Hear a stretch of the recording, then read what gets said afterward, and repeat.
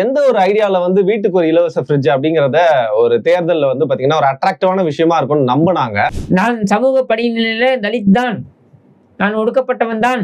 ஆனா படிப்படியா இப்போ வந்து டாஸ்மாக மூட போறேன்னு சொல்றீங்களே, எப்படிங்க இனிமேல் சாத்தியம் இது? அதுதான் சொல்றேன். எம்ஜிஆர் பொறுத்திருக்கோம், அவரே வந்து பாத்தீங்கன்னா எல்லா மாவட்டங்களையும் வாட்டர் தீம் பார்க்க ஆரம்பிக்கிற மாதிரி போட்டுருந்துச்சு. சோ அது ஏன் வந்து வச்சிருக்கா? அது கொஞ்சம் அட்ராக்டிவா இருக்கு, பார்க்க குதூகலமா இருக்குங்க. பட் இருந்தாலும் சாத்தியமா? நீங்க டிவியை கொடுத்தா கேபிள் 5000 கோடி சுருட்டலாம் அப்படின்னு கொடுத்துருக்காரா?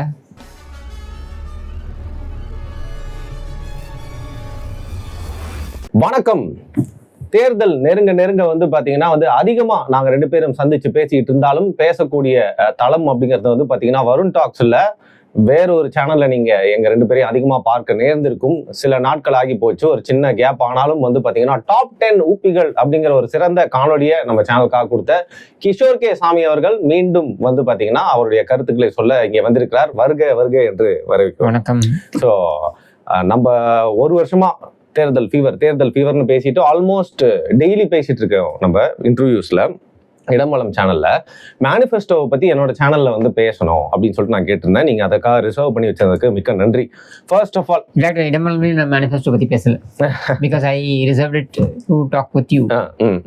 ஸோ எனக்கு என்னன்னா, இப்போ அங்க பேசுறப்போ கொஞ்சம் வேற மாதிரி நம்ம பேசுவோம். இங்க இருக்கிறப்போ எனக்கு ஜென்யூனா என்னோட டவுட்ஸ்லாம் கேட்க வேண்டியிருக்கு. There had to like play for the audience. அவங்களுக்கு சில விஷயங்கள் தேவை கொண்டு போய் சேர்க்கணுன்றது. இங்கே வந்து எனக்கு தனிப்பட்ட ஒரு சந்தேகங்களை தீர்த்துக்கிற மாதிரி. ஸோ இந்த மேனிஃபெஸ்டோ வந்து பாக்குறப்போ எவ்வளவு விஷயங்கள் இருந்தாலும் எல்லாருக்குமே கண்ணு முன்னாடி ஃபர்ஸ்ட் வந்து நிக்கிறது அப்படிங்கிறது ஃப்ரிட்ஜ் அப்படிங்கிற விஷயம்.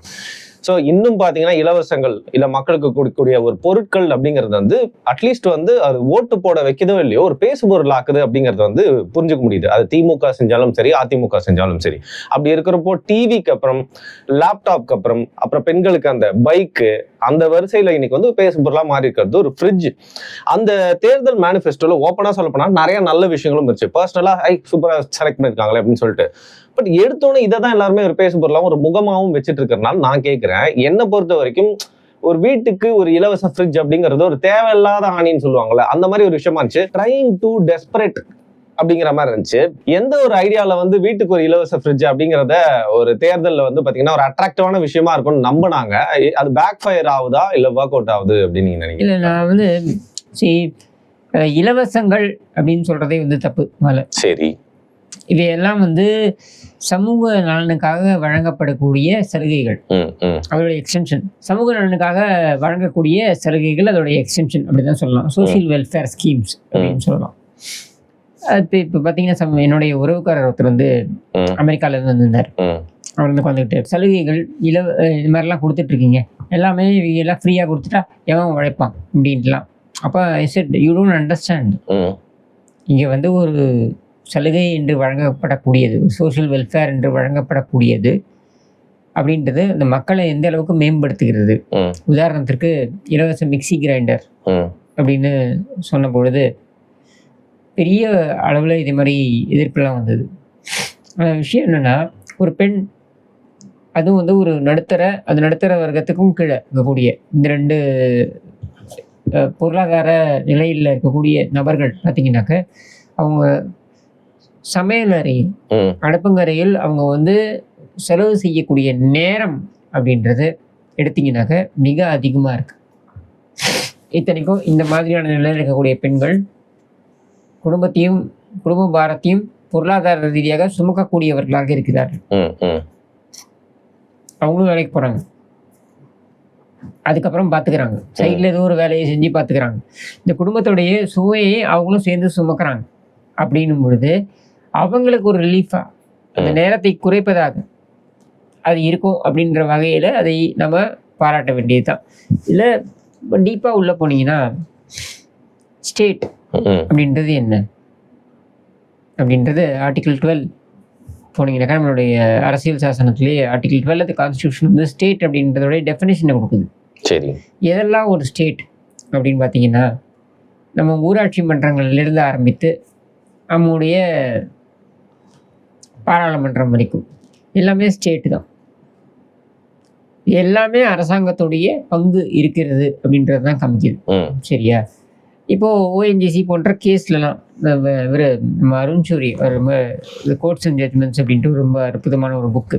அந்த புக்கில் வந்து இந்த இதை நான் படிச்சிருக்கேன். அந்த ஸ்டேட்டுடைய பொறுப்பு எந்த அளவுக்கு இருக்கிறது, எந்த அளவுக்கு ஒரு அரசாங்கம் தலையிட முடியும், ஒரு தனி மனிதனுடைய உரிமையில் எந்த அளவுக்கு தலையிட முடியும், ஒரு தனி மனிதனுடைய சொந்தம் அப்படின்னு சொல்கிறோம்ல, என்னுடைய சொத்து என்னுடைய இடம்னு சொல்கிறோம்ல, ப்ரைவேட் ஸ்பேஸ்ன்னு சொல்கிறோம்ல, அது எந்த அளவுக்கு வரலாம் அப்படின்னா, நீங்கள் கூர்ந்து கவனிச்சிங்கன்னா ரேஷனில் பொருட்கள் வாங்குறதுலேருந்து அரசாங்கத்திடமிருந்து ஏதாவது ஒரு சலுகையை பெற்ற எல்லோருமே ஸ்டேட்டுடைய ஒரு அங்கம். சரி. அப்போது அரசாங்கம் உங்களுடைய வாழ்க்கையில் ஏதோ ஒரு இடத்துல அது ஒரு அங்கம் வகிக்கிறது அப்படின்னு தான் அர்த்தம்.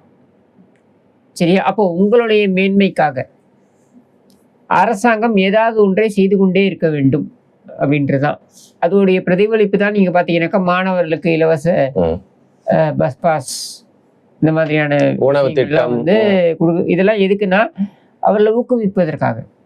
சத்துணவு, அப்புறம் இலவச பஸ் பாஸ், பெண்களுக்கு வந்து நீங்கள் வந்து இலவச பேருந்து, இதெல்லாம் வந்து அதாவது சோஷியலாக எம்பவர் பண்ணுறது. ஏன்னா இங்கே இருக்கக்கூடிய பெண்கள் நீங்கள் பார்த்தீங்கன்னாக்கா அவங்க வந்து எந்த அளவுக்கு அவங்க ஒடுக்கப்பட்டு இருக்கிறார்கள் அப்படின்றது வந்து நீங்கள் கற்பனை பண்ணி கூட பார்க்க முடியாது. அப்போ அந்த ஒடுக்குமுறையிலிருந்து அவர்களை வெளில கொண்டு வரணும் அப்படின்னா அந்த அரசாங்கத்திற்கும் அந்த பொறுப்பு இருக்குது. உதாரணத்திற்கு 2011 கொண்டு வந்த திட்டம் பார்த்தீங்கன்னாக்கா இலவச கறவை மாடுகள், ஆடுகள், கோழிகள், அதுவும் கிண்டல் கேலிக்கு உட்படுத்தப்பட்டது. ஆனால் நீங்கள் பார்த்தீங்கன்னா அது எந்த அளவுக்கு எம்பவர் பண்ணியிருக்கு. பெண்கள் தான் இதில் மிகப்பெரிய அளவில் பயனாளிகளாக இருக்காங்க.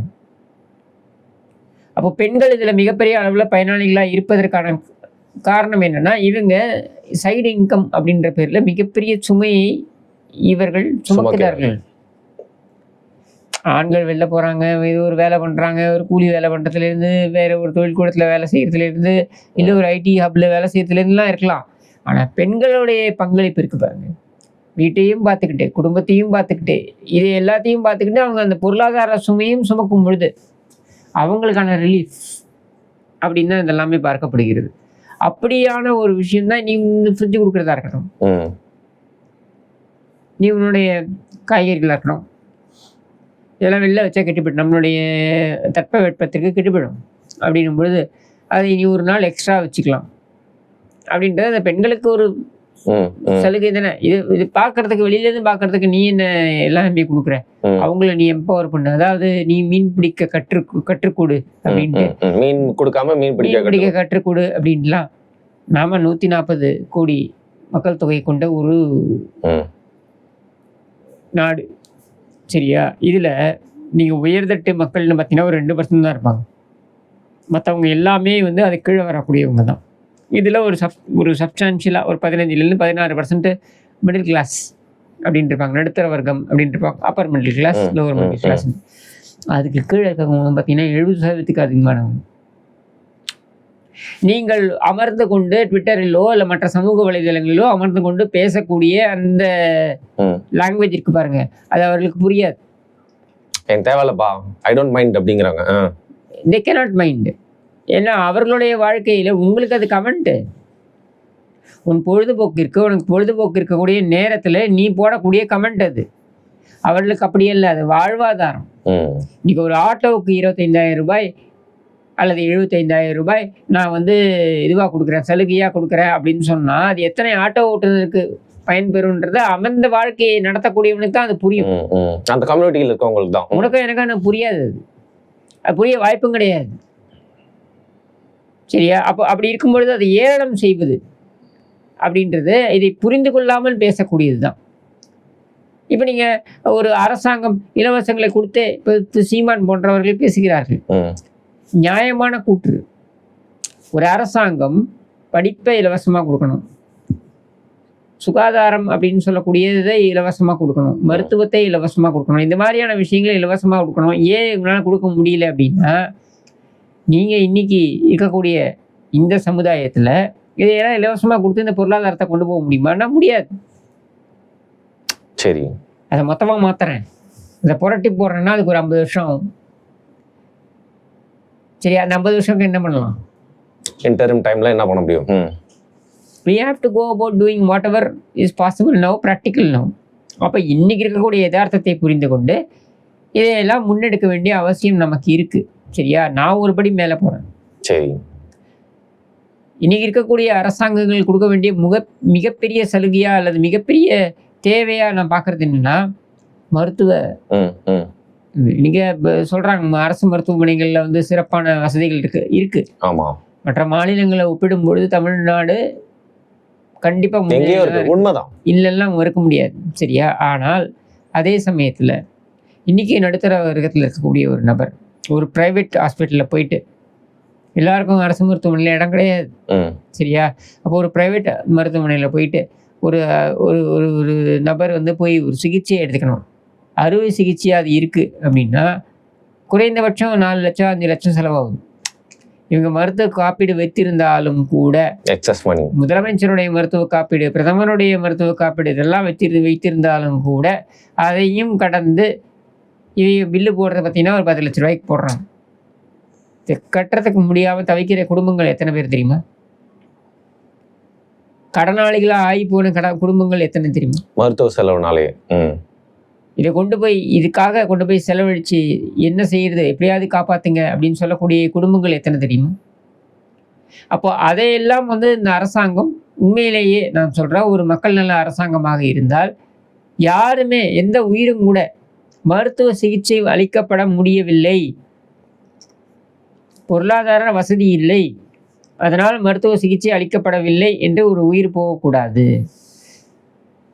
இதை எனக்கு வந்து நான் உணர்ந்தது எப்போ அப்படின்னா, என்னுடைய தெரிஞ்ச ஒருத்தர் வந்து அட்மிட் ஆகியிருந்தார் ஒரு வடபழனியில் இருக்கக்கூடிய சிம்ஸ் ஹாஸ்பிட்டல் வச்சுக்கோங்களேன், ப்ரைவேட் மருத்துவமனையில். அதே ஹாஸ்பிட்டலில் இன்னொரு ஒரு நபர், சின்ன பையன், எக்ஸாம் எழுதுறதுக்கு பயந்துக்கிட்டு, எஸ்எஸ்எல்சி எக்ஸாமோ ஏதோ ஒரு எக்ஸாம் எழுதுறதுக்கு பயந்து 10th எக்ஸாமோ ஏதோ தற்கொலை முயற்சி அங்கேயும் கீழே விழுந்து தற்கொலை முயற்சி பண்ணிக்கிட்டான். அவனை கொண்டு வராங்க, இந்த கீழ் ஹாஃப்லேருந்து எல்லாமே இம்மொபைல், அதை கொண்டு வந்து அவங்க சேர்க்குறாங்க. உயிருக்கு போராடிட்டு இருக்க, அவனை காப்பாற்றிட்டாங்க. காப்பாற்றியும் அவனுக்கு மேல் சிகிச்சை வழங்கணும். அந்த மேல் சிகிச்சை அப்படின்றது பார்த்தீங்கன்னா இவங்களுக்கு தினமும் 1 லட்சம் ஆகுது. அவங்க குடும்பத்தில் இருக்கவங்க எல்லாம் போய் நகையெல்லாம் அடமானம் வைக்கிறாங்க, வீட்டை அடமானம் வைக்கிறாங்க. இதுக்கு மேலே என்ன பண்ண முடியும்? கெப்பாசிட்டிக்கு எவ்வளோ முடியுமோ அதான் பண்ணணும். 15 நாளைக்கு மேலே முடியல அவங்களால. ஏன்னா ஒரு நாளைக்கு 1 லட்சம். வேறு வழி இல்லாமல் அவங்க அந்த டிஸ்சார்ஜ் பண்ணி கொடுங்க என்னுடைய பையனன்னு சொல்லி அந்த பையனை ஓமந்தூராக கூப்பிட்டு போகிறாங்க. ஓமந்தூராக கூப்பிட்டு போனால் அவங்க சொல்கிறாங்க, எங்கள் பையன் 90% இறந்துட்டான். அங்கே வச்சு சிகிச்சை கொடுத்துருக்காங்க, அவ்வளோதான். அப்படின்னா அந்த மருத்துவமனையை குறை சொல்லலை, நான் யாரையும் தப்பு சொல்லலை. ஆனால் இங்கே என்னென்னா, இந்த சிகிச்சை வழங்க முடியல ஒரு குடும்பம் எடுத்துகிட்டு போகுது பாருங்க. இது எவ்வளோ துரதிருஷ்டவசமானது. இது இந்த நாட்டில் இருக்கக்கூடாது அப்படின்னு தான் நான் சொல்கிறேன். அப்போ அதையும் ஒரு சலுகையாக வழங்கணுன்றேன். சரியா? இப்போ இதையும் நீங்கள் தப்பு சொல்வீங்க, இது ஓசியா அப்படின்னு கேட்பீங்க. இதையும் வழங்கக்கூடிய தேர்தல் வாக்குறுதி கண்டிப்பாக வரும் அப்படின்றதான் என் நம்பிக்கை. அல்டிமேட்டா இப்போ சீமான் சொல்றாரு, எல்லா மருத்துவ வசதியும் நான் ஃப்ரீயாக கொடுப்பேன்ட்டு. எப்படி கொடுக்க முடியும்? டாக்டர் படித்தவங்களாம் என்ன பண்ணுவான்? அவனுக்கு எப்படி சம்பளம் கொடுப்ப? அவனை அப்டேட் பண்ணிக்கணும்னா அவன் எவ்வளோ செலவு பண்ணணும்னு தெரியுமா? அதுக்கெல்லாம் நீ என்ன செலவு பண்ணுவ? சரியா? சொல்லிட்டு போகலாம், இதெல்லாம் ஃப்ரீயாக கொடுக்குறேன், இதெல்லாம் ஃப்ரீயாக நீ கொடுக்க முடியாது. அப்போது அவங்க அந்த செலவு பண்ணுறாங்க இல்லையா, இந்த செலவை ஒரு காப்பீடு மூலமாக அரசாங்கம் ஏற்க வேண்டும். அப்போ அது அரசாங்கம் ஏற்கும்பொழுது என்ன ஆகுது அப்படின்னு பார்த்தீங்கன்னா, ஒரு குறிப்பிட்ட சதவீதம் பேர் தான் வந்து சிகிச்சைக்காக போகிறாங்க. 140 கோடி மக்கள் தொகை இருக்குன்னா 140 கோடி மக்கள் தொகையும் போய் சிகிச்சைக்கு போகிறாங்களா? கிடையாது. யாருக்கு தேவையோ அந்த நேரத்தில் இருக்கு அவங்க தான் போகிறாங்க. அப்படிங்கும்போது மற்றவங்க அதை கான்ட்ரிபியூட் பண்ணலாம். இதை அரசாங்கம் எனேபிள் பண்ண முடியும். அப்படித்தான் இந்த வழங்கப்படக்கூடிய இந்த சலுகைகளும். இப்போ ஃப்ரிட்ஜு வழங்குறோம், இல்லை மிக்சி கிரைண்டர் வழங்குறோம், கறவை மாடுகள் ஆடுகள் வழங்குறோம், கோழிகள் வழங்குறோம். ஒவ்வொரு பகுதி மக்களுக்கு ஒரு தேவை இருக்கும் இல்லையா? இந்த மாதிரி வழங்குறோம் போது இந்த அரசாங்கம் எதுக்கு வழங்குது அப்படின்னா அவர்களை மேம்படுத்துவதற்காக. நீ 3 நாள் 4 நாள் உன்னுடைய காய்கறி நீ வந்து ஃப்ரிட்ஜிலே வச்சிருக்க அப்படின்னும் பொழுது, உன்னுடைய சாப்பாடு 2 நாள் வைத்திருக்க முடியும் அப்படின்னும் பொழுது, உன்னுடைய நேரத்தை நீ குறைக்கிற. நீ அங்கே ஸ்பெண்ட் பண்ணக்கூடிய நீ செலவழிக்கக்கூடிய நேரத்தை குறைக்கிற அப்படின்னும் பொழுது, அதை ப்ரொடக்டிவாக வேற ஒரு இடத்துக்கு செலவு பண்ணுற. ப்ரொடக்டிவாக நீ வேற இடத்துக்கு செலவு பண்ணும்போது அந்த நாட்டுக்கு அது உதவுகிறது. எல்லாருமே பெனிஃபிட் ஆகுறாங்க. வரியாகவோ இல்லை வேறு விதமாகவோ அது உதவுகிறது. ஏன்னா ப்ரொடக்டிவிட்டி தானே. 8 மணி நேரம் நீ வந்து வேலை செய்யணும். இந்த 8 மணி நேரம் வேலையில் நீ வந்து உன்னுடைய கவனம் வந்து இங்கே அங்கேயும் சிதறாமல் இந்த இடத்துல கான்சன்ட்ரேட்டாக இருக்குது அப்படின்னும் பொழுது இந்த 8 மணி நேரத்தில் உன்னுடைய ப்ரொடக்டிவிட்டி இன்க்ரீஸ் ஆகுது. உன் ப்ரொடக்டிவிட்டி இன்க்ரீஸ் ஆகும்பொழுது அது நாட்டுக்கு நன்மை பயக்குது, சமுதாயத்துக்கு நன்மை பயக்குது, எல்லாருக்கும் நன்மை பயக்குது. இப்படி தான் யோசிக்கணும். அதனால் இதில் ஒன்றும் தப்பு இருக்க மாதிரி எனக்கு தெரியல. ஒரு 2 வீலர் கொடுக்குறதோ இல்லை ஒரு ஃப்ரிட்ஜ் கொடுக்குறதோ இல்லை இந்த மாதிரியான உபகரணங்கள் கொடுக்குறது அப்படின்றது அவங்களுக்கு ஒரு என்கரேஜ்மெண்ட், ஒரு இன்சென்டிவ். இது ஒர்க் அவுட் ஆகும்னு நினைக்கிறீங்களா? ஃப்ரிட்ஜ் அப்படிங்கிறது ஒர்க் அவுட் ஆகணும். Sorry to use that word, அட்ராக்டிவான ஒரு ஸ்கீம் அப்படின்னு. அட்ராக்டிவ் அப்படின்றத விட இது தேவையா என்றால், அட்ராக்டிவ்ன்றது வேற, தேவையா என்றால் தேவைன்னு நான் சொல்றேன். சரி, ஓகே ஓகே. அட்ராக்டிவ்ன்றது வேற, தேவையா? ஆமா தேவை. ஆனா ஒரு பக்கம் வந்து திமுக வந்து பாத்தீங்கன்னா வந்து 2000 அப்புறம் 5000 அறிவிச்சப்பனா திருப்பி அதற்கு அவங்களோட ரூட்லயே போகிற மாதிரி வந்து பாத்தீங்கன்னா 10,000 அப்படிங்கிற ஒரு அறிவிப்பு இபிஎஸ் அவர்கிட்ட இருந்து வருது.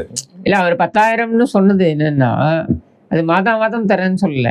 அவர் சொன்னது என்னன்னா, அந்த 10,000 ஒரு முறை நிவாரணமாக. ஏன்னா இந்த கடந்த 5 ஆண்டுகள்ல பாத்தீங்கன்னாக்கா திமுக அரசாங்கம் எவ்வளவோ உங்களை படுத்திருச்சு. குறைந்தபட்சம் ஒன் டைம் ரிலீஃபாக உங்களுக்கு ஒரு 10,000 ரூபா கொடுக்குறேன், கொஞ்சம் மூச்சை பிடிச்சிக்கோங்க அப்படின்ட்டு. அந்த அளவுக்கு இவர்கள் நம்மளை ஒடுக்கி வைத்திருக்கிறார்கள் அப்படின்றதுக்காக தான் சொல்கிறது. அது வேற ஒன்றும் கிடையாது. அதுக்கப்புறம் நம்ம வழங்கக்கூடிய பெண்களுக்கான அந்த ஊக்கத்தொகை அப்படின்னு பார்த்தீங்கன்னாக்கா 2,000 ரூபாய் வழங்குவதாக இருக்கட்டும், அல்லது மற்ற வாக்குறுதிகளாக இருக்கட்டும், இது எல்லாமே மக்களுக்கான நன்மை. மக்களுக்கான நன்மைக்கு தானேங்க அரசாங்கம். எல்லாரும் என்ன நினைக்கிறாங்கன்னா, அரசாங்கம் இதுக்கு இருக்குது. அரசாங்கம் வந்து மருத்துவமனையை ரன் பண்ணுறதுக்கு, அரசாங்கம் வந்து இது பிளேன் ஓட்டுறதுக்கு, அரசாங்கம் வந்து ட்ரெயின் ஓட்டுறதுக்குன்னு. எனக்கு அதில் உடன்பாடு கிடையாது. என்னை பொறுத்திருக்கும் அரசாங்கம் என்னன்னா, மக்களுக்கு இது எல்லாம் கிடைப்பதற்கு வழிவகை செய்வதற்கு தான் அரசாங்கம் இருக்கு தவிர்த்து அரசாங்கம் இதையெல்லாம் நிர்வகிப்பதற்கு கிடையாது. சரியா? அப்படி இருக்கும் பொழுது இந்த மாதிரியான சலுகைகள் அப்படின்றத நிதி ஆதாரத்தை மனதில் வைத்துத்தான் வழங்கப்படுகின்றன. இப்போ நிறைய பேர் கேட்குறாங்க, எடப்பாடி பழனிசாமி போய் கேட்குறாங்க, நீங்கள் எப்படி நிதி ஆதாரத்தை எப்படி பெருக்குவீங்க? கடன் தான் ஊறுபட்ட கடன் வாங்கி வச்சுருக்காங்க. கடந்த 5 ஆண்டுகளில் பார்த்தீங்கன்னாக்கா 75 ஆண்டுகளில் வாங்கப்படாத கடன், அதை விட அதிகமான கடன் வந்து வாங்கி வச்சுருக்காங்க. இப்போ அந்த கடன் வாங்கி வச்சிருக்கும் பொழுது எங்கிருந்து நீங்கள் நிதி ஆதாரத்தை கொண்டு வருவீர்கள்? கரெக்டான கேள்வி. நாங்கள் திருப்பி சொல்கிறோம், 2019-20 கோவிடு, நிதி ஆதாரத்துக்கு வழியே கிடையாது. Petrol bunk closed, TASMAC closed, எல்லாமே மூடப்பட்ட நிலையிலும் அரசாங்கம் இயங்கியது தானே, அரசு இயந்திரம் இயங்கியது தானே. இத்தனைக்கும் பார்த்தீங்கன்னாக்கா நம்ம மருத்துவ உபகரணங்கள் வாங்கணும், சிகிச்சை வழங்கணும், ஆக்சிஜன் வாங்கணும். அது மட்டும் இல்லாமல் இன்னும் அந்த மக்களுக்கு தேவையான பொருட்கள்லாம் மக்கள்கிட்ட கொண்டு போய் சேர்க்கணும். அது மட்டும் இல்லாமல் அவர்களுக்கு நிதி ஆதாரமும் வழங்கணும். இது எல்லாமே வழங்கப்பட்டது. எங்கிருந்து வழங்கப்பட்டது? எப்படி வழங்கினோம்? 2020 அதே காலகட்டத்தில் 48,000 கோடிக்கு முதலீடையும் கொண்டு வந்தோம். சரியா? அப்போ சாத்தியப்பட வேண்டும் என்று நினைத்தால் சாத்தியப்படலாம். ஏன்னா இது தமிழ்நாடு அப்படின்றது பார்த்தீங்கன்னா, இந்த மாநிலத்தை பொறுத்திருக்கும், என்னை பொறுத்து நான் பார்க்கறது அப்படின்னா ஒரு கற்பக விருட்சம். இதில் வந்து நிதி ஆதாரத்துக்கு குறையே கிடையாது. ஆனால் அந்த நிதி ஆதாரத்தை யார் எப்படி பயன்படுத்தி கொள்கிறார்கள் அப்படின்றதான், இந்த முறைகேடாக பயன்படுத்துகிறார்கள் அப்படின்றதான் கேள்வியே. கிருஷ்ணகிரி மாவட்டத்திலிருந்து மட்டும் ஒரு நாளைக்கு 1,00,000 டன் கனிம வளங்கள் வந்து கடத்தப்படுகிறது அப்படின்ற குற்றச்சாட்டை நான் வைக்கல. வைத்தது யாரு? இந்த லாரிகள் சங்கத்துடைய தலைவர், கண்டெய்னர் இந்த லாரியோட சங்கத்துடைய தலைவர் அந்த குற்றச்சாட்டை வைக்கிறார். நீங்க யோசிச்சு பாருங்க, இந்த 1,00,000 டன் அப்படின்றது இந்த மாநிலத்துடைய வளம். சரியா? இதை முறையா இதை எடுப்பதற்கு தோண்டுவதற்கு பர்மிஷன் இருக்கான்னா ஓரளவுக்கு இருக்கு. இந்த பர்மிஷன் ஏன் வழங்கப்பட்டது? அரசாங்கம் ஏன் அந்த மத்திய அரசாங்கத்துடைய கொள்கை வரைவாக இந்த பர்மிஷன்லாம் வழங்குறாங்க அப்படின்னா, இந்த இயற்கை வளம் என்பது இந்த மக்களுடைய மேம்பாட்டிற்கானது, அதற்காக உதவணும். அரசாங்கத்துடைய கொள்கை. சரியா? ஆனால் இந்த மக்களுடைய மேம்பாட்டிற்காக அது உதவுகிறதா அப்படின்றது கேள்வி. இந்திய அளவில் அது இல்லை அப்படின்றதான் பதில். சுரண்டப்படுகிறது அப்படின்றதான் உண்மை. ஏன்னா ஏதோ ஒரு கான்ட்ராக்டர் ஏதோ ஒரு அரசியல்வாதியோட சேர்ந்து கைவிட்டு பெற்றுக்கொண்டு அல்லது கூட்டணி வைத்துக்கொண்டு அவன் சுரண்டி அவன் திங்கிறான், அவன் பிழைக்கிறான், அவன் பெரிய ஆளாகிறான். அவன் 600 கோடிக்கு போகிறான், 700 கோடிக்கு போகிறான், 1000 கோடிக்கு போகிறான், 2000 கோடிக்கு போகிறான், இப்படிலாம் பெரிய ஆளாகிறான். சரியா? ஜனார்தன ரெட்டி பார்த்துருப்போம் நம்ம பெல்லாரியில். கண்ணீர் கதை பெல்லாரியில் பார்த்தீங்கன்னாக்க. பெல்லாரியில் இந்த ரெட்டி சகோதரர்கள் இந்த மாதிரியான குடும்பங்கள்லாம் பார்த்தீங்கன்னா இவங்க தனியாக ஹெலிகாப்டரை வச்சுருப்பாங்க. ஆனால் அவங்களுடைய காம்பவுண்ட் வாலுக்கு அப்படியே வெளியில் ஒரு குழந்தையை வளர்க்க முடியவில்லை என்பதற்காக 200 ரூபாய்க்கும் 300 ரூபாய்க்கும் விற்பனை செய்யக்கூடிய அளவில் அங்கே வறுமை இருக்குது. இப்போ இது ரெண்டுமே ஒரே இடத்துல இருக்குது. ஏன்னா இந்த இயற்கை வளங்கள் இருக்குல்ல, இதை நீ எடுக்கலாம், இதை பயன்படுத்தலாம் அப்படின்ற அந்த கொள்கை முறைகேடாக பயன்படுத்தப்படுது. அங்கே இருக்க மக்களுக்கு அது பயன்படுத்தப்படும். நீங்கள் எடுத்தீங்கன்னா பெல்லாரியிலேருந்து மேங்களூர் வரைக்கும் போகிறாங்க. மேங்களூர் போர்ட்லேருந்து தான் அது இதுவாகுது, ஏற்றுமதி செய்யப்படுது. அப்போ மேங்களூர் போர்ட் வரைக்கும் அவங்க போகிறாங்களே, இந்த அயனோர் எடுத்துகிட்டு போகிறாங்க இல்லையா, அந்த பகுதி ஃபுல்லாக பார்த்தீங்கன்னா வில்லேஜஸ்லாம் பார்த்தீங்கன்னா இல்லை சிகப்பாக இருக்கும். சுவாச பிரச்சனையிலேருந்து அத்தனை பிரச்சனைகளையும் அவங்க இந்த பொல்யூஷன்னால அண்டர்கோ பண்ணுறாங்க. சரியா? எடுத்துகிட்டு போகிறதெல்லாம் பெரிய முதலாளிகள். அப்போ அங்கே இருக்கக்கூடிய மக்களுக்கு அது பயன்பெறவில்லை. ஒரு சாலையும் இதே பிரச்சனை தான். பாக்சைட்லேருந்து ஆரம்பித்து நீங்கள் ஒரு மலையை பெயர்க்க வேண்டும் என்று நினைக்கிறீர்கள், பெயர்த்து கொள்ளுங்கள். ஆனால் அங்கே பார்த்தீங்கன்னா மலையை அவங்களுடைய நம்பிக்கைகளின்படி அது கடவுளுக்கு சமானம், தொடக்கூடாதுன்னு சண்டை போடுறாங்க. ஆனால் டாட்டா போன்ற நிறுவனங்கள் கூட, ஏன்னா இங்கே நிறைய பேர் ரத்தன் டாட்டான்னு கடவுள் மாதிரி இவங்க ஒரு பில்டப்பை கொடுத்துட்ருக்காங்க இல்லையா.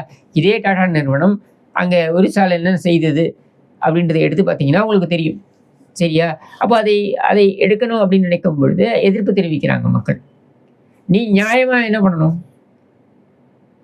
அவர்களுக்கு அந்த பங்கை முறையாக பங்கு எடுத்து கொடுக்கணும். கொடுக்கறது இல்லை.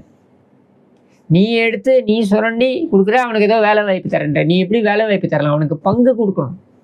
வேலை தர வேண்டிய அவசியம் இல்லை, பங்கு கொடுக்கணும் அவனுக்கு. இன்டர்நேஷ்னல் மார்க்கெட்டில் அயனோருடைய காஸ்ட்டு 3000 ரூபாய், 6000 ரூபாய், 500 ரூபாய், இல்லை 5000 ரூபாய், இல்லை 10,000 ரூபாய்னு வச்சுக்கோங்க. இங்கே இவன் வாங்குறது எவ்வளோ? அந்த கவர்மெண்ட்டுக்கிட்ட பேசி இவன் 500 ரூபாய்க்கு வாங்குறான். அதே இன்டர்நேஷ்னல் மார்க்கெட்டில் அவன் 10,000 ரூபாய்க்கு விற்கிறான். அப்படின்னா இந்த 500 ரூபாயிலேருந்து 10,000 ரூபாய் இருக்கு பாருங்க. இந்த ப்ராஃபிட் இருக்கு இல்லையா, இது யாருக்கு போகுதுன்னா ஒரு நிறுவனத்துக்கு போகுது. அந்த நிறுவனத்தில் வேலை செய்யக்கூடிய ஒரு 50,000 பேருக்கு போகுது. ஆனால் இது எந்த பகுதியிலேருந்து எடுக்கப்படுகிறது அப்படின்னு பார்த்தீங்கன்னா, இங்கே 50 லட்சம் மக்கள் இருக்காங்க. இந்த 50 லட்சம் மக்களுக்கு அது போகுதானா? இல்லை. அந்த 50 லட்சம் மக்களுக்கு இவர்கள் சொல்லக்கூடியது என்னன்னா, இந்த 50,000 பேரில் ஒரு 10,000 பேர் உனக்கு வேலை தரேன்றான். புரியுதா உங்களுக்கு? இதுதான் இங்கே பிரச்சனை. சில பேர் கார்பரேட் நிறுவனம் எல்லாத்தையும் நான் வில்லன்னு காமிக்கல. நான் என்ன சொல்ல வரேன்னா, பொருளாதார ரீதியாக ஒரு பகுதியிலிருந்து ஒரு இயற்கை வளம் எடுக்கப்படுகிறது அப்படின்னா அந்த இயற்கை வளத்தோடைய பொருளாதார பெனிஃபிட் அப்படின்றது முறையே அங்கே இருக்கக்கூடிய மக்களுக்கு போய் சேரணும். ஏன்னா சுகாதார ரீதியாகவும் அந்த மக்கள் தான் பாதிக்கப்படுகிறார்கள். அதனால கொஞ்சமா பலன் அடையணும் அதுல இருந்து. நீ என்ன பண்ற? இதை சுரண்டி எடுத்துட்டு நீ என்ன பண்ற? அங்கே போய் நான் ஒரு கேன்சர் ஹாஸ்பிட்டல் திறக்கிறேன். நீ இதுலேருந்து சுரண்டி எடுக்கிறது ஒரு 50,000 கோடினா, நான் கேன்சர் ஹாஸ்பிட்டல் திறக்கிறேன்னு 300 கோடி ரூபாய் நான் டொனேட் பண்ணுறேன்னு சொல்கிறேன். இந்த 300 கோடி ரூபாய் நீ டொனேட் பண்ணுறதுக்கும் நீ வரிச்சலுகையை பெற்றுக்கொள்கிறாய். இந்த கும்பல் எல்லாம் உன்னை பாராட்டுது. ஐயோ பா, ஃப்ரீ கேன்சர் ஹாஸ்பிட்டல் திறந்துட்டார் பாரு. கேன்சர் எங்கேருந்து வந்தது? இந்த மாசனால இங்கேருந்து தான் வருது. சரியா? இதில் நீ 50,000 கோடி சம்பாதிச்சிட்ட, நீ கொடுக்கறது 300 கோடி ரூபாய். அதுவும் டாக்ஸ் பெனிஃபிட்டுக்காக, சிஎஸ்ஆர்எம்னு வந்துருது, டாக்ஸ் பெனிஃபிட்டுக்காக. அப்போ இதை புரிந்து கொள்ள வேண்டும். இதை நான் முதலாளித்துவம், கேபிட்டலிசம் அப்படின்லாம் நான் பேசலை. இது எல்லாமே தேவை.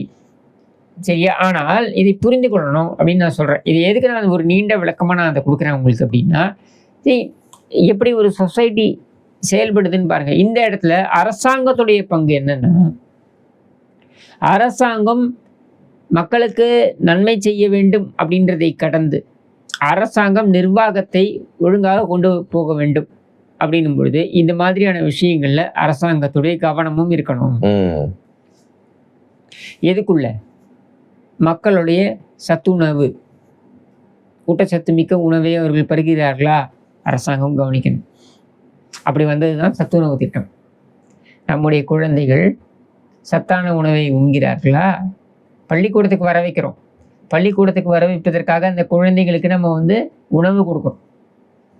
ஆனால் அது சத்தான உணவாக இருக்கா? ஏன்னா வீட்டில் சத்தான உணவு கிடைப்பதற்கு பிரச்சனை இருக்குது. ஏன்னா வீட்டில் அவங்க அப்பா அம்மா அவங்களும் வறுமையில் இருக்கலாம். அப்படின்னும் பொழுது சத்தான உணவை கொடுப்பது, அப்போ முட்டை கொடுப்பது, சத்துணவு அப்படின்றதுல வேறு சில ப்ரோட்டீன்ஸ்லாம் கொடுக்கக்கூடிய உணவுகளை கொடுப்பது, இது மாதிரியான இதெல்லாம் நம்ம அதில் சேர்க்குறோம். ஏன் சேர்க்குறோம்? இப்போ நீங்கள் போகிற போக்கில் கேட்டு போகலாம் ப்ரெஸ் மீட்டில் உட்காந்து, ஏன் அவனே அதை செய்யக்கூடாதான்ட்டு. அவனால் செய்ய முடியல. ஏன்னா அவனுக்கு அந்த பொறுப்பு இல்லை. சமுதாயத்திற்கு அந்த பொறுப்பு இருக்குது. ஏன்னா அவன் பெற்று போட்டிருக்கின்ற அந்த குழந்தை இருக்குது பாருங்க, அது சமுதாயத்துக்கு நாளைக்கு ஒரு கேடு விளைக்கக்கூடிய இடத்துல வந்து சேரக்கூடாது அப்படின்ற ஒரு பொறுப்பு சமுதாயத்திற்கு இருக்குது. ரெஸ்பான்சிபிலிட்டி பேரண்ட்ஸ்க்கு ரெஸ்பான்சிபிலிட்டி இருக்குது. பட் பேரண்ட்ஸ் ரெஸ்பான்சிபிலிட்டி இல்லை. அது என்ன பண்ண முடியும்? அவனை தூக்கிலியாக கூட முடியும். அப்போ எனக்கு அந்த பொறுப்பு இருக்குது அப்படின்றதுனால ஊட்டச்சத்து மிக்க அந்த உணவை அவனுக்கு, அந்த குழந்தைக்கு வழங்கணும் அப்படின்னு நான் சொல்கிறேன். அந்த குழந்தை ஸ்கூலுக்கு வரணும் அப்படின்றத என்கரேஜ் பண்ணுறதுக்கு சைக்கிளில் வரணும்னு சொல்கிறேன். உதாரணத்துக்கு எடப்பாடி பழனிசாமி அவர்களை வானூரில் நான் சந்தித்தேன். சரி. வானூரில் அவர் பிரச்சாரம் மேற்கொண்டு இருந்தபோது சந்தித்த பொழுது அவர்கிட்ட நான் பேசிக்கிட்டு இருந்தேன். ஒரு 10 நிமிஷம் தனியாக பேசிக்கிட்டு இருக்கும்போது அவர் ஒரு விஷயம் சொன்னார் என்கிட்ட. இந்த அரசாங்கத்தை பற்றி பேசும்பொழுது அவர் சொன்னார், பள்ளிக்கூடங்கள்லாம் மூடுறாங்க. இந்த பள்ளிக்கூடங்கள்லாம் மூடும்போது நாங்கள் போய் கேட்குறோம், ஏன் மூடுறீங்கன்னு கேட்குறோம். இல்லை, மாணவர் சேர்க்கை அதிகமாக இல்லை, அதனால மூடுறோம். இப்போ எவ்வளோ மாணவர்கள் இருக்காங்கன்னா 5 மாணவர்கள் 10 மாணவர்கள் மட்டும்தான் இருக்காங்க. இப்படி இருக்கிறதுக்காக நாங்கள் மூடுறோன்ட்டு. அப்போ நாங்கள் சொல்கிறோம், அப்படி மூடாதீங்க. ஏன்னா நான் ஊரில் கிராமத்தில் வளர்ந்தவன். இது எடப்பாடி பழனிசாமி என்கிட்ட சொன்னது. நான் ஊரில் கிராமத்தில் வளர்ந்தவன். நீங்கள் 4 கிராமம் தள்ளி 4 ஊர் தள்ளி நீ வந்து அவனை போய் படிச்சுட்டு வா அப்படின்னா அவன் போக மாட்டான். போகிற வழியில் வேறு ஏதாவது செய்ய போயிடுவான். அவன் அங்கே போக மாட்டான். அப்போ 4 மாணவர்கள் 10 மாணவர்கள் இருந்தாலும் பரவாயில்லை, அந்த பள்ளிக்கூடத்தை நீ இயக்கு. அது செலவானாலும் பரவாயில்லை, அந்த பள்ளிக்கூடத்தை நீ இயக்கு அப்படின்னு தான் நாங்கள் சொல்கிறோம். அதான் கேட்கறதுக்கு ஆள் இல்லை. சட்டமன்றத்தில் சிரிக்கிறாங்க எங்களை பார்த்து. நாங்கள் வந்து பள்ளிக்கூடத்தை தரமான பள்ளிக்கூடமாக, நீ தரமான பள்ளிக்கூடத்தை 4 கிராமங்கள் தள்ளி 10 கிராமங்கள் தள்ளி நீ ஒரு இடத்துல வச்சா இந்த மாணவர்கள்லாம் அங்கே போகணுமே. முதல்ல தரமாக இருக்கும். நீ போய் ரிப்பன் கட்டி திறந்து விடலாம், சரியா? எல்லா பெயிண்ட்லாம் அடித்து சூப்பராக இருக்கும். வரணும்ல மாணவர். அப்போ அது தப்பு பண்ணாதீங்க, மூடாதீங்க. அது 5 மாணவர்களாக இருந்தாலும் 10 மாணவர்களுக்கும் படிக்கட்டும் அப்படின்னு சொல்லக்கூடியது. இதெல்லாம் ஏன் சொல்கிறேன்னா, நான் வந்து டாப்பிக்லாம் டிக்ரெஸ் பண்ணல. நான் என்ன சொல்ல வரேன்னா, கொஹெசிவாக திங்க் பண்ண வேண்டியது இருக்குது. அதாவது எல்லாத்தையும் நீ வந்து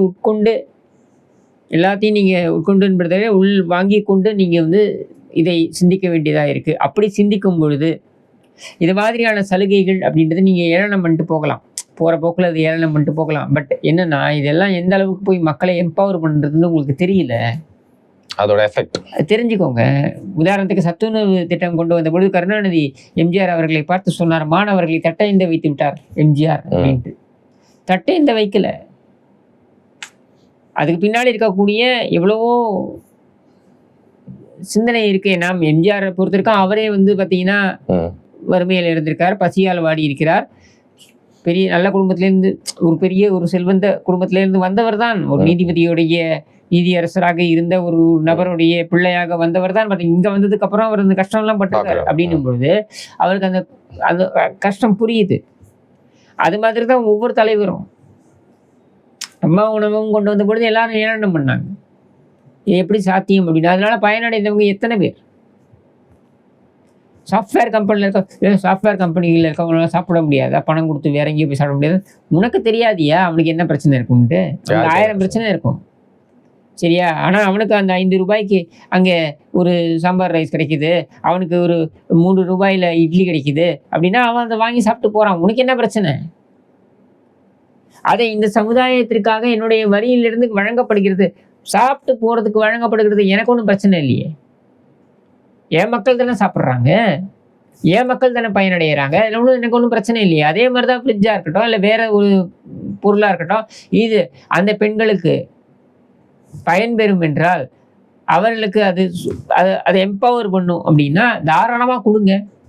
சரி, இப்போ இந்த மேனிஃபெஸ்டோல தேர்தல் வாக்குறுதியில வந்து பாத்தீங்கன்னா வேற எந்தெந்த விஷயங்கள்லாம் இந்த வாட்டி ரொம்ப ஒரு முக்கியமான அம்சமா நீங்க 7.5 அப்படின்னு சொல்லிட்டு இந்த உள்ஒதுக்கீடுன்னு கொடுத்துருக்காங்க மாணவர்களுக்கு. கிராமப்புறத்தில் இருக்கக்கூடிய அரசு பள்ளியில படிக்கக்கூடிய மாணவர்களுக்குன்றத 10% உயர்த்திருக்காரு.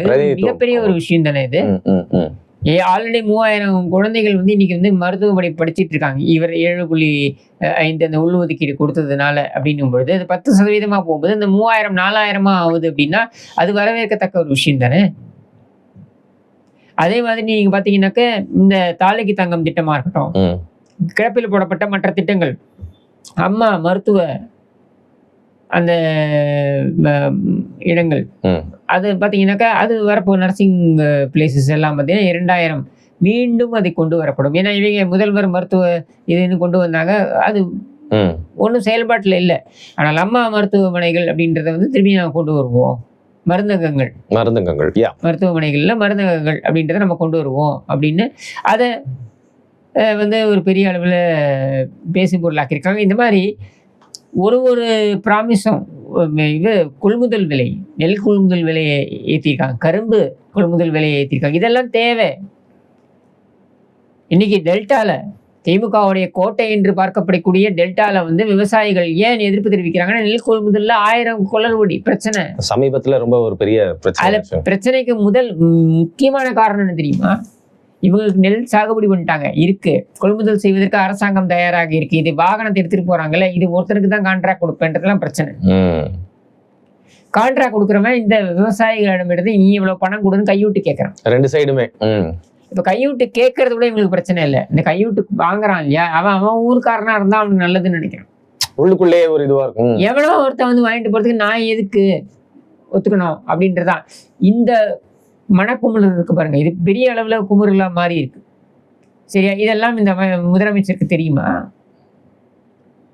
அப்போ இதையெல்லாம் இந்த குவிண்டாலுக்கு இவ்வளவு நான் வந்து நெல் கொள்முதலுக்கு நான் விலையை ஏற்றி கொடுக்குறேன், இவ்வளவு நான் வந்து இதுக்கு பிற கரும்புக்கு நான் குவிண்டாலுக்கு இவ்வளவு அந்த அந்த வெயிட்டுக்கு நான் ஏற்றி கொடுக்குறேன் அப்படின்னு சொல்லிட்டு ஒன்றுத்துக்கு அவங்க கொள்முதலுக்கு கொடுக்குறாங்க இல்லையா? இது எல்லாமே மக்களுக்கான பயன்படக்கூடியது தானே. இது ஏதாவது எடப்பாடி பழனிசாமி அவர் குடும்பத்தில் ஒரு நிறுவனத்தை வைத்திருக்கிறார், டிவியை கொடுத்தா கேபிள் 5000 கோடி சுருட்டலாம் அப்படின்னு கொடுத்துருக்காரா? அப்படி எதுவுமே இல்லையே. கொடுக்கக்கூடியது எல்லாமே நான் இது சைக்கிள் அதை வந்து கைவிட்டுட்டீங்க, இது மடிக்கணினி கைவிட்டுட்டீங்க, இப்போ அவசர அவசரமாக 10 லட்சம் நீங்கள், அது என்னாச்சு? கொடுத்தீங்களா? கொள்முதல் பண்ணீங்களா? இந்த வருஷம் பண்ண போறாங்கல்ல, பண்ணாங்களா?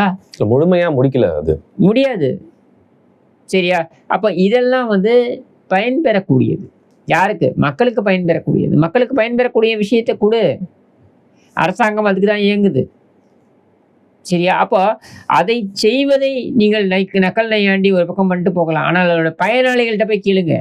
இலவச கறவை ஆடுகள் மாடுகள் கோழிகள் வாங்கியே அந்த அந்த பெண்கள்கிட்ட போய் கேளுங்க, நீங்க எம்பவர் ஆனீங்களான்னு கேளுங்க.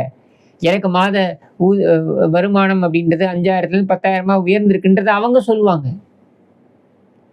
சரியா? தாலிக்கு தங்கம் திட்டம் இது எந்த அளவுக்கு பயனளிக்கக்கூடியதாக இருந்தது. ஏன்னா ஒரு திருமணம் அப்படின்றதை வைத்து எவ்வளோ பெரிய இண்டஸ்ட்ரி இயங்குதுன்றது தெரியுமா? இந்தியாவில் ஒவ்வொரு சீசன், மேரேஜ் சீசனும் பார்த்தீங்கன்னா 2 லட்சம் கோடி ரூபாய். 2 லட்சம் கோடி ரூபாய். இது தவிர்க்க முடியாது. ஏன் தவிர்க்க முடியாது தெரியுமா? பூ கட்டுறவன்ல இருந்து எல்லாருக்கும் இதுல டெக்கரேஷன் எல்லாருக்கும் இதுல குழப்பம். சரியா? அப்படி இருக்கும் பொழுது இந்த தாலிக்கு தங்கம்ன்றது அந்த செலவை ஓரளவுக்கு அந்த குடும்பத்திற்கு ஒரு குறைக்கும் அப்படின்னு போது எவ்வளவு பெரிய பயனளிக்கக்கூடிய ஒரு விஷயம். இப்படி ஒண்ணுத்தையும் நம்ம சொல்லிட்டே போகலாம். இல்ல, எனக்கு என்னன்னா வந்து பாத்தீங்கன்னா தமிழ் தேசியவாதிகள் மத்தியில ரொம்ப பேசுபொருளான ஒரு விஷயம் இருந்தது. 75% வந்து பாத்தீங்கன்னா வந்து தமிழர்களுக்கு, மண்ணின் மைந்தர்களுக்கு வந்து முன்னுரிமை அளிக்கணும் அப்படின்னு சொல்லிட்டு, இது வந்து பாத்தீங்கன்னா மாற்றுமொழி பேசக்கூடியவர்களுக்கு மத்தியில வந்து ஒரு சின்ன ஒரு வருத்தமா தெரிஞ்சாலும் வந்து பாத்தீங்கன்னா பெரும்பான்மை சமூகத்துக்கு ஒரு நல்லது நடக்குது, அதுக்காக ரொம்ப போல்டான ஒரு டிசிஷன் எடுத்திருக்காங்க அப்படிங்கிற மாதிரி அந்த ஒரு திட்டமும். 2 விஷயம் வந்து கான்ட்ரவர்ஷியலா பார்க்கப்படுது. ஒண்ணு என்ன அப்படின்னாக்கா தமிழர்களுக்கு வழங்கப்பட்டிருக்கின்ற அந்த வழங்கப்படுவதாக சொல்லப்பட்டிருக்கின்ற அந்த சலுகை 75%. சரியா? ஏன்னா இன்னைக்கு வந்து நீங்க இங்க பாத்தீங்கன்னா மாற்று மொழியை சேர்ந்தவர்கள் நிறைய தமிழ்நாட்டுக்கு வர்றது என்னன்னா பிழைப்பை நோக்கி. சரி. அப்ப அந்த இடத்துல எந்த அளவுக்கு இது வந்து சாத்தியமாகும் அப்படின்றத நம்ம பார்க்கணும். எனக்கு அதுல அவ்வளவு புரிதல் இல்லை, அதனால நான் அதை பத்தி நான் அதிகம் பேச போறதில்லை. பட் இன்னொரு ரொம்ப முக்கியமான ஒரு ஒரு ஒரு விஷயம் என்னன்னா, தலித் மக்கள் அவங்க வந்து மதம் மாற்றம் செய்யும் பொழுது, அதாவது கிறிஸ்துவத்துக்கோ வேறு மதத்திற்கோ மாறும் பொழுது அவர்களுக்கான சலுகைகள் அப்படின்றது உச்சநீதிமன்றம் பார்த்தீங்கன்னாக்கா அவங்களுக்கான இடஒதுக்கீடு அப்படின்றத நிறுத்தி வச்சிருக்காங்க. முடியாது, கிறிஸ்தவரா மாறிட்டாங்க தலித் மக்கள்னா அவங்களுக்கு இடஒதுக்கீடு போகக்கூடாது அப்படின்றதான் உச்சநீதிமன்றம் சொல்லக்கூடியது. அதாவது நீங்க தலித் அப்படின்ற அந்த அடையாளம் எப்பொழுது இருக்கும்னா, நீங்க இந்து மதத்துல இருக்கும்பொழுது தான் உங்களுக்கு அந்த அடையாளம் பொருந்தும்.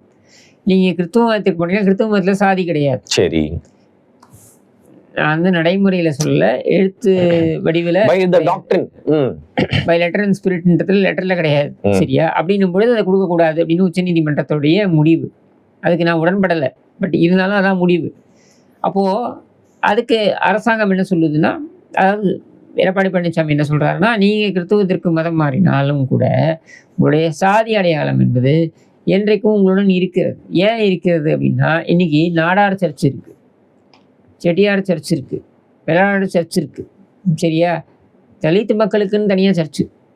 இன்றைக்கும் பார்த்தீங்கன்னாக்கா கிறிஸ்துவ இடுகாடுகளில் பார்த்தீங்கன்னாக்கா மற்ற சாதியினருடைய இடுகாடுகளில் தலித் மக்களுடைய விடங்களை வந்து அடக்கம் செய்வதற்கு அனுமதி வழங்கப்படுவதில்லை. இல்லைன்னு எல்லாம் சொல்ல முடியல, இல்லைன்னு ஒத்துக்காம என்னால் இருக்க முடியலங்கிற இதான் ட்ரூத். சரியா? அப்படி இருக்கும்பொழுது நடைமுறையை உள்வாங்கிக்கணும். ஒரு அரசியல் தலைவரை தான் நாங்கள் பண்ணுறோம், நடைமுறையை உள்வாங்கிக்க. அப்போ ஒருத்தருக்கு அதை மாறுறாங்க, மதம் மாறுவதுன்ற அவன் உரிமை. சரியா? எனக்கு ஒரு மத நம்பிக்கை இருக்குது, உங்களுக்கு ஒரு மத நம்பிக்கை இருக்கலாம். சரியா? அப்போது என்னுடைய மத நம்பிக்கை பிடிக்கல, அதாவது இந்த மத நம்பிக்கையை எனக்கு பிடிக்கல, நான் வேற ஒரு மதத்துக்கு போகிறேன்றது அவங்களோட உரிமை. அதனால் அவர்களுக்கு இருக்கக்கூடிய சமூகத்தில் இருக்கக்கூடிய நிலை என்பது மாறுகிறதா என்றால் இல்லை. நீ முஸ்லீமாக இருந்தாலும் சரி, நீ கிறிஸ்துவனாக இருந்தாலும் சரி, நீ தலித்து இருக்கும் பொழுது நீ எந்த மதத்திற்கு மாறினாலும் உனக்கு இதே பிரச்சனை தான்.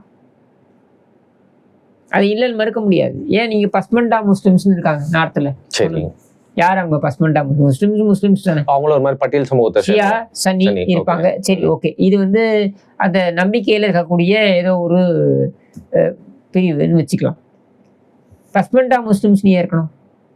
இவங்க அதில் சாதிய ரீதியாக ஒடுக்கப்பட்ட முஸ்லிம்ஸ் அப்படின்றவங்க தான் பஸ்மண்டா முஸ்லிம்ஸ் இருக்காங்க. ஏன் இருக்கணும்? இஸ்லாத்துல அப்படி சொல்லப்பட்டிருக்கா?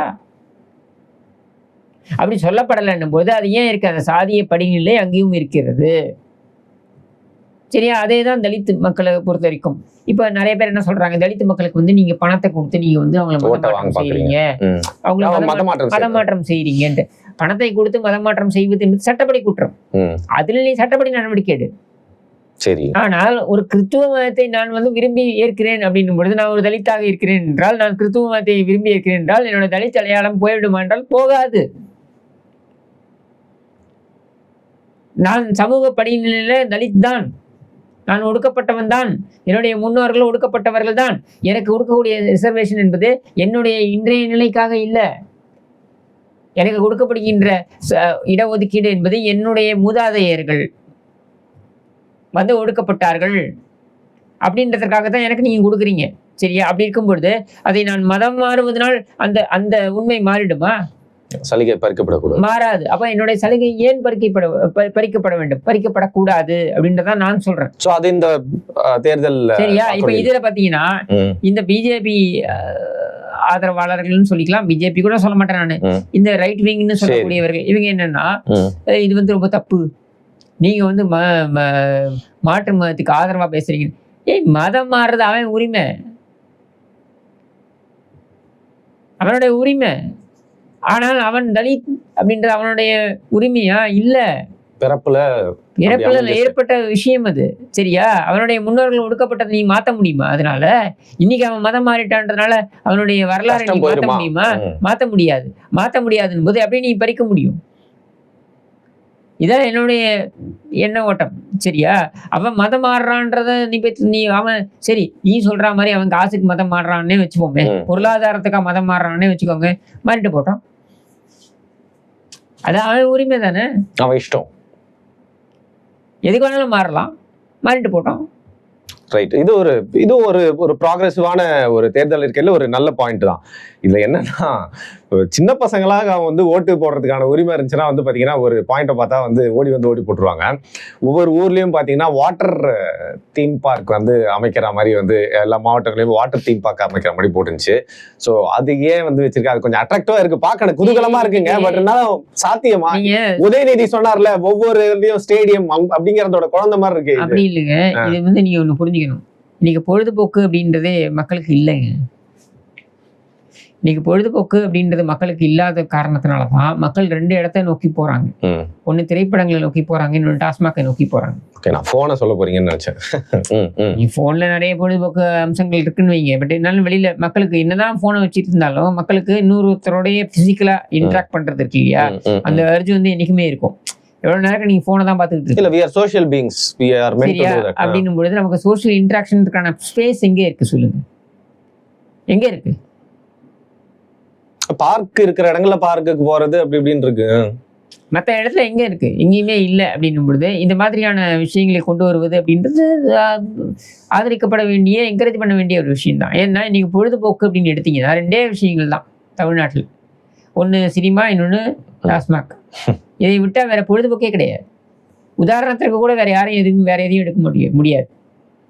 எதை எடுத்தாலும் ஒன்று சினிமா இல்லை டாஸ்மாக். இதை வச்சு தான் மொத்தமே நடந்துகிட்டு இருக்கு, இயங்கிட்டு இருக்கு. சரியா? அது பொருளாதாரமா இருக்கட்டும் அல்லது பொழுதுபோக்கா இருக்கட்டும், இப்படி இருக்கு.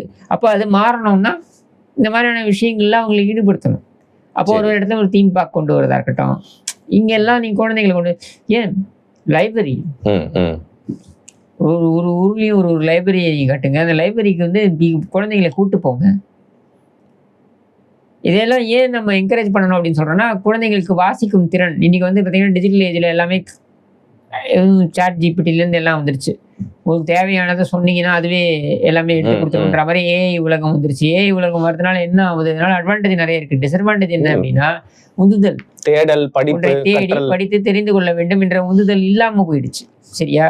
I don't want to talk like a boomer, but I'm saying that இன்றைக்கும் நீங்கள் பார்த்தீங்கன்னா நான் வந்து சாட் ஜிபிடியோ ஏஐயோ யூஸ் பண்ண மாட்டேன். நான் போய் ஒரு புக்கை எடுத்து ரெஃபர் பண்ணி அதிலே நோட்ஸ் எடுத்து அதுக்கப்புறம் தான் நான் வந்து இது பேசுவேன், இல்லை எழுதுவேன், இல்லை ஏதோ ஒன்று.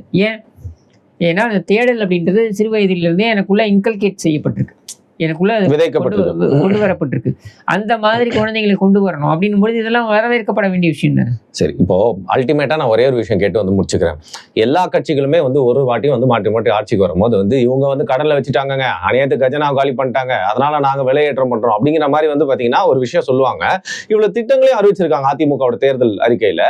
இப்போ வந்து திமுகவோட கவர்மெண்ட் நல்லா நடத்தல, கடன் வாங்கிட்டாங்க அப்படின்னு சொல்றாங்க, கஜனா காலி ஆயிடுச்சு, பெரிய பிரச்சனைன்னு சொல்றாங்க. அப்படி இருக்கிறப்போ அதிமுக மீண்டும் வந்து இதே ஒரு சாக்க சொல்லிட்டு இவ்வளவு நலத்திட்டங்களும் எப்படி செய்வாங்க? இது என்னோட பொதுமக்களா எனக்கு ஒரு கேள்வி. 2011 இதே மாதிரிதான் கஜானாவை காலி செய்து விட்டு போனது திமுக.